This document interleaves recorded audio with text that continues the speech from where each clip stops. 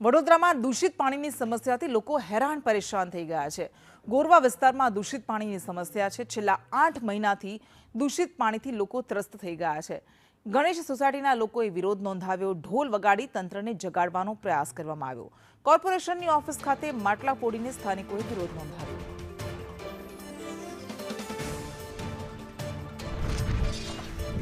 વારંવાર રજૂઆત કરવામાં આવી, પરંતુ તેમ છતાં પણ કુંભકર્ણની નિંદ્રામાં પોઢેલું તંત્ર જાગતું નથી અને પરિણામે લોકોએ આ દૂષિત પાણીનો વપરાશ કરવો પડે છે। લોકો હેરાન પરેશાન થઈ ગયા છે। છેલ્લા 8 મહિનાથી આ સમસ્યાનો તેઓ સામનો કરી રહ્યા છે, પરંતુ તેમ છતાં પણ તંત્ર દ્વારા તેને લઈને કોઈ ઉકેલ લાવવામાં નથી આવતો અને આખરે સ્થાનિકો દ્વારા ઢોલ વગાડીને આ સૂતેલા તંત્રને જગાડવાનો પ્રયાસ કરવામાં આવ્યો। વડોદરા શહેરની ગોરવા વિસ્તારમાં વિવિધ સોસાયટીઓમાં દૂષિત પાણીની સમસ્યા છે અને અહીંયા જે મહિલાઓ છે તે વિરોધ કરી રહી છે। ગણેશ સોસાયટી સહિતના આસપાસના તમામ વિસ્તારોમાં અહીંયા દૂષિત પાણીની અહીંયા સમસ્યા છે અને આ માટલા ફોડીને સ્થાનિકો અહીંયા વિરોધ કરી રહ્યા છે, કારણ કે છેલ્લા 8 મહિના થઈ ગયા દૂષિત પાણી આવે છે। કોર્પોરેશનની હાય હાય બોલાવી રહ્યા છે। અહીંયા ઢોલ વગાડીને તેનો વિરોધ કરવામાં આવશે અને સાથે જ જે સ્થાનિકો છે તેઓ પાણીની માંગ કરી રહ્યા છે, કારણ કે તો ગરમી છે, પાણીની સમસ્યા હોય અને પાણી આવે એ પણ દૂષિત આવે અને તેને લઈને લોકોમાં વિરોધ છે।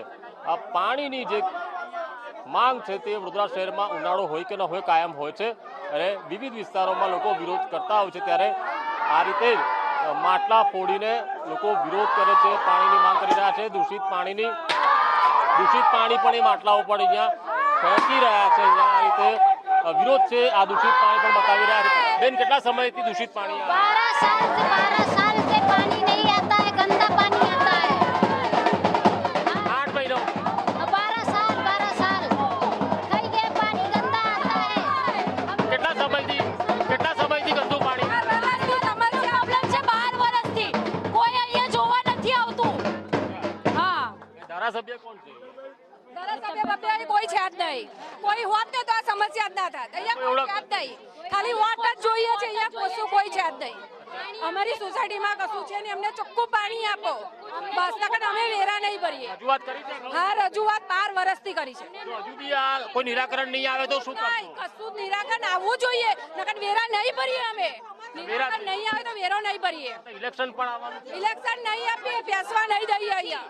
હા, કોઈ નેતાઓ નહીં આવે? કોઈ નહીં આવે, કોઈને નહીં। આ ઇલેક્શન બી હવે આવવાનું છે, અહીંયા નેતાઓ આવશે વોટ માંગવા, પાણી માંગવાનો તેમની પાસે। હા, કઈથી વોટ આપીશું? હવે નહીં આપવાનો કોઈને। ગટર ઉભરાય તો ગટરો માટે બોલાવીએ ફોન કરીને, તો એવું કે છે અમારામાં તો આવતી જ નહીં આ ગટર, તો અમારે લઈને ફરવાની। આ વિસ્તાર કોર્પોરેશનમાં નથી આવતો?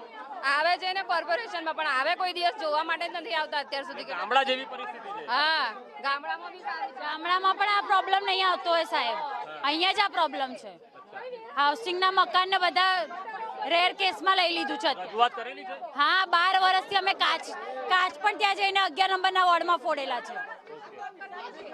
આજે માટલા ફોડ્યા છે, હવે આગામી વધુ મોટું અહીંયા આંદોલન થશે તેવું અહીંયા સ્થાનિકો કહી રહ્યા છે।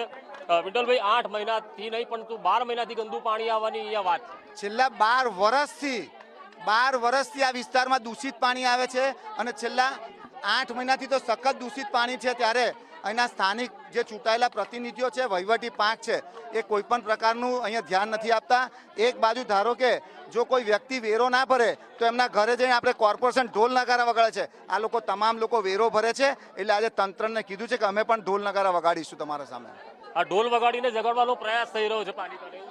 આ બેરા મૂંગાને આંધળાને ઢોલ વગાડીને જગાડવાની જરૂર એટલા માટે છે કે આ કુંભકર્ણની નિંદ્રામાં સૂતેલા તમામ અધિકારી હોય, ચૂંટાયેલી પાંખ હોય કે આ વોર્ડના ડેપ્યુટી મેયર હોય, આ તમામ લોકો જે કુંભકર્ણની નિંદ્રામાં સૂતેલા છે એને આ ઢોલ નગારા વગાડીને જગાડવાની જરૂર છે।